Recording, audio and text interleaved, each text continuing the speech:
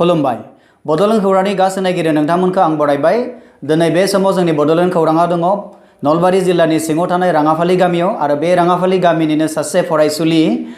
म्रिया बर' बे धमधमा बाथौ आश्रम गोजौ फरायसालियाव फरायनानै डिस्टिंसन लाखिनानै फरायसालिजों लोगोसे गामिनि मुंखौ जौगासार होनो हादों आरो लोगोसे म्रिया बर'नि बिफा मनिन्द्र बर' आरो लोगोसे बिमा गीता बर' बिथांमोना जोंजों लोगोसे दङ जों बिथांमोनखौ दिनै दान्दिसे सम सोंथि सोंनो नागिरगोन अब्ला जोङो गिबियावनो बड'लेण्ड खौरांफालनिफ्राय जोङो गासैबो नोंथांमोननि न'खरनि गासैबो सोद्रोमाफोरखौ जों बरायबाय म्रिया नोङो देग्लायनि 2019 मायथाइनि मेट्रिक आनजादाव 88.5 जौखोन्दो मोननो हादों थ' दिनैनि नैबे बुब्लियाव नों माबोरै मोनदों? गोजोननाय मोनदों। बे बुब्लियावनो जोङो बिथां म्रिया बर'नि बिफा मनिन्द्र बर' बिथांखौबो जोङो सोंनो नागिरगोन जे नोंथाङा नोंथांनि फिसाजो म्रिया बर'आ जे 88.5% मोननो हाबाय बेवहाय नोंथाङा खुसि दं ने? जोबोद गोजोननाय मोनदों माने सानाखैमोन बिदि नम्बर मोनगोन होननानै माने हारसिं फरायनानै टिउसनबो ओरै मोनासै 2 माससो टिउसन मोनदों गिबियाव बेजोंनो हारसिंनो खस्थ' खालामनानै माने फरायनानै दिनै बेसेबां पार्सेन्ट मोननो हादों जों बेयाव गोजोननाय मोनदों। थ' बे बुब्लियाव जोङो बिथां म्रिया बर'नि बिमा गीता बर' बिथांखौबो जों सोंनो नागिरगोन नोंथाङा म्रिया बर'नि जिथु देरहासारनाय माने 88.5% नोंथाङा बेसेबां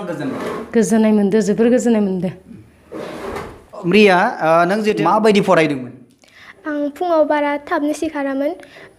ओरैनो 6:30 बाजिसो जायोमोन ओमफ्राय हराव बेलासेनि 5 बाजिसोनिफ्राय जागायनानै 9 बाजिसोआव ओंखाम जायो ओमफ्राय 10 बाजिसोनिफ्राय हरनि 2 बाजियाव लासै फरायोमोन। थ' म्रिया बर'नि फरायनायाव हेफाजाब होयोमोन ने? हेफाजाब होनो बेबायदि सम मोनामोन माने जों एसे बाहेरायाव खामानि मावोमोन एसे फाइनान्सियेलि खामानि बे माने सोलाबा आरोखि हारसिंनो फरायो जायखिजाया बेयाव माने बिमाया बांसिन नायोमोन आरो फरायनायखौ माबायदि फरायदों फराया जादोंना ना लोंदों गथ'आ बहा थांदों थाङाखै ना लेखा लादों ना लायाखै बेबायदिखौ नायोमोन आरो बेबायदि नायनो आं सोलाबामोन आरोखि दा बेयाव बिमाया बयनिख्रुइबो थारमाने माबासिन दङ आरो बेयाव हेल्पआ बारासिन दङ आरो दङ हेल्पआ। थ' बे बुब्लियाव जोङो म्रिया बर'नि बिमा बिथांखौबो सोंनो नागिरगोन नोंथाङा बेसेबां हेल्प होनो हादोंमोन फरायनायनि बेलायाव? नेफाबाय थानाय जादोंमोन आरो माबोरै? हराव नेयोमोन आरो जानाय लोंनायफोरखौबो टाइमाव होदोंमोन बेखिनियानो आरो। म्रिया माबायदि एग्जामाव लिरोब्ला आसलते मोजां मार्क मोनो होनना नों सानो? हेन्ड राइटिंआ एसे गिदिर जानांगौ हायोबा आरो एसे आखाइया स्पिड थानांगौ ओमफ्राय गिनो नाङा आरो गिनो नाङा एग्जामाव। थ' टाइम मेनेजमेन्टनि बेलायाव माबोरै जेनेबा नोंनो 100 मार्क्सनि थाखाय नोंनो अनलि 3 आवार्स होनाय जागोन थ' बेखौ मेनटेन खालामनो हागोन ना हादोंमोन ने? मेथ्सआव एसे गोब्राब जादोंमोन। मेथ्सआव गोब्राब जादोंमोन माने टाइम थोआ जादोंमोन बेबायदिखौ बुंनो सानदों आरोखि। दा बड'लेण्ड खौरांनि गासै नायगिरि नोंथांमोन आं फोरमायनो नागिरो जे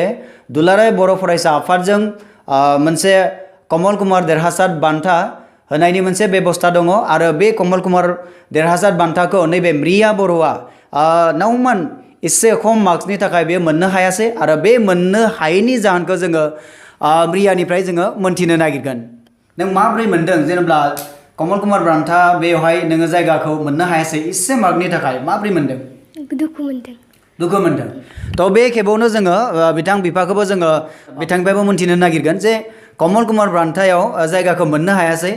जोबोद दुखु नांथाव खोथा नोंथाङा। दुखुथ' मोनदैसो मोनबाबो थेवबो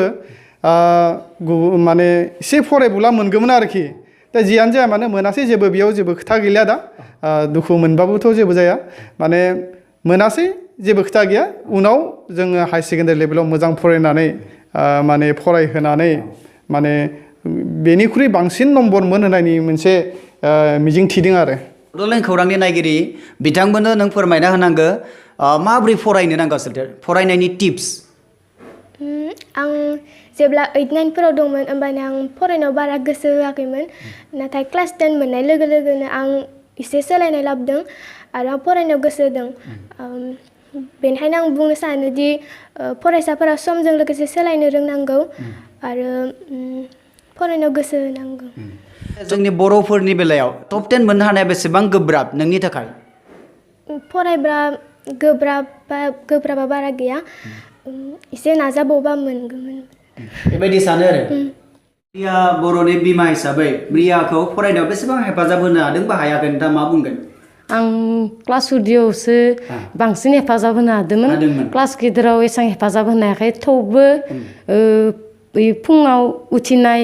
बा बेलासि उन्दुनायफोराव टाइम मथे फोजादो टाइम मथे लेखायाव फज'दो बेखिनियानो आरो थ' जोबोद मोजां नोंथाङा खामानि मावदो रिया बर'खौ डिस्टिंसन मोननायाव नोंथाङा जोबोद हेफाजाब होदो होननानै जोङो बुंनो नांगोन बबे मोनसे साबजेक्टआ नोंनि थाखाय जोबोद माने टान साबजेक्ट हिसाबै जानानै फैदोंमोन जेनेरेल साइन्सआ कारना मा कारना एसे गेजेरनि कुइसन फैयोमोन गेजेरनि कुइसन सोंनाय जायो गेजेरनि कुइसनखौ जेनेबा हाहोनो थाखाय मा खालामनाया मोजां चेप्टारखौ फार्स्टनिफ्राय मोजाङै फरायनांगौ जोबनायाव लासै नोंथाङा रियाखौ मा खालामनायनि मिजिं दं इयुनाव मोनसे मिजिं दङ ओरैबायदि जेने IPS जानाय बा UPSC जानाय माने बेबायदि बर'नि गेजेराव खम आरोखि दा एम लादो बेनिखायनो आं गथ'खौ दा बुरजा मार्क मोनदोंबाबो आं आर्ट्सआवसो फरायदो दा आंनि एमआ जाहैबाय UPSC मोननाय बा ACS जानाय सासे अफिसार जानाय आरो ओरैबायदिहाय आरो दा बेखिनिखौनो होननानै साननानै आं दा ओइ बरमा जिहेतु गोदान बे खुलिनाय आम्पायार बेयाव आं एबार एडमिसन हैदों दा बेयाव 3 जुननिफ्राय क्लास सोलिगोन आरो बेयाव माने हस्टेलाव दोननायनि एसे खोथा सानदोंमोन दा हस्टेलाव बोरैहाय थानाय जायो जायाखै बेखौ माने गथ'दो रायलायनानै माने बेखौ थिग खालामनाय जागोन आरोखि बा न'निफ्राय लांलाय लाबोलाय बिदिबो जानो हानाय आरोखि बिदिबो जानो हानाय माने गथ'आ बिमा बिफानि नोजोरावनो थाबाय थायो नालाय जेब्लाबो माने बिबायदि थांफेरनो मोनाखै बे साइकेल सालायनाय फरायसालियाव थांफेरनो मोनाखै ओरैबायदिहाय माने जोंनो बिबथै सासे दं बे लांलाय लाबोलाय खालामो आंबो खालामो बेबायदिनो आरोखि माने बे हारसिं साइकेल सालायनाय फरायसालियाव थांफिननो मोनाखै आरोखि माने बेखौनो सानदों दा हस्टेलाव थायोबा बोरै जायो एडजास्ट जानाया बेखौ नायनानै जों माने हस्टेलाव दोनगोन दोना बे माबा जाबाय थादों आरो उनाव सानगोन आरोखि थ' रिया